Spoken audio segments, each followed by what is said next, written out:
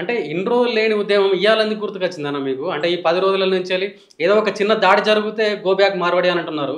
మరి గత కొద్ది రోజుల నుంచెల్లే వాళ్ళ షాపులు పెట్టిర్రు కదా! మరి అప్పుడెందుకు మీకు ఈ నోరులు మాట్లాడలేదు మరి? ఇప్పుడు స్టార్ట్ చేస్తే తప్పేందో. హ్మ్. ఎప్పుడు స్టార్ట్ చేస్తేంది? అంటే ఇన్ని రోజుల నుంచెల్లి బతుకుతున్నారు కదా!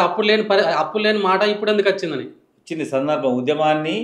ఉద్యమము చేయడానికి ఉద్యమం మలుపు తిప్పడానికి హ్మ్. చిన్న చిన్న కారణాలే ఉంటాయి. హ్మ్. మాకు ఆ కారణం దొరికింది. హ్మ్. 2 రోజుల పాటు సామరస్యంగా వ్యాపారం చేసుకుంటుండ్రు. అందులో నకిలీ ఉంది, హ్మ్. కల్తీ ఉంది, హ్మ్.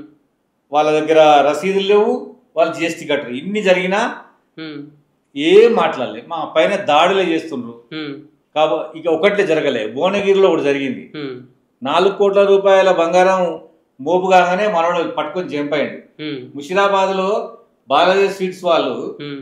హెరాయిన్ కొకైన్ తినిపించి ఒక అబ్బాయిని చంపారు. హ్మ్. వనపర్తిలో ఇట్లే చేసిండ్రు. హ్మ్. ఇన్ని కోకలు సంఘటనలు ఈ వారం 10 రోజుల్లో జరగంగా ఎందుకు మేము అనం గోబ్యాక్ అని ఎందుకని తప్పకుండా అంటాం గోబ్యాక్ అని. హ్మ్. వాళ్ళ కల్చర్ వద్దు వాళ్ళొద్దు మాకు. హ్మ్. వాళ్ళ రాష్ట్రంలో చేసుకోమన్నాం మేము ఎందుకు వద్దంటాం? హ్మ్. మా రాష్ట్రంలో మేము బతకాలి. హ్మ్. మేము బతికినాక మిగిలితే మీరు బతకాలి. హ్మ్. కానీ వాళ్ళు మొత్తానికి వాళ్ళే బతికి హ్మ్. మాకు బతుకులు లేకుండా చేస్తున్నారు. అందుకోసం హ్మ్. గోబ్యాక్ అంటున్నారు.